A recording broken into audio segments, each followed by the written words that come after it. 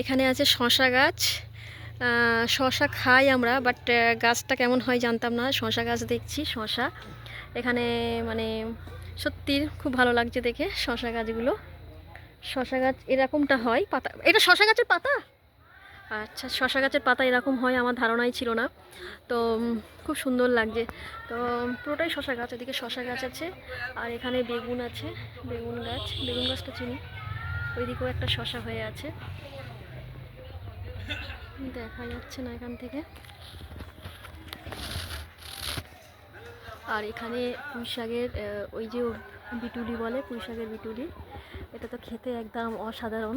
আশা করি তোমরা সবাই খেতে খুব ভালোবাসো। ওই বিটুলি খেতে ভালোবাসো না এমন কেউ নেই। হ্যাঁ, তো সত্যি অসাধারণ বিটুলি হয়ে আছে। এবং এই বিটুলি আমরা এই আগেও খেয়েছি। আমাদের এক মানে সম্বন্ধে মাসি হন, দিয়েছিলেন, খুবই টেস্টি। তো আবার নিতে এসেছি, এত ভালো লেগেছে খেতে। এই যে বিটুলিগুলো এই যে হয়ে আছে, থোকা থোকা বিটুলি। এই যে বিটুলিগুলো অসাধারণ। উচ্ছে গাছও আছে।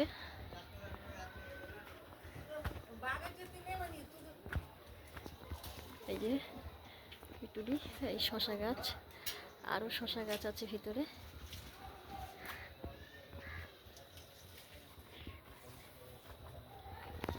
এই যে শশা গাছ,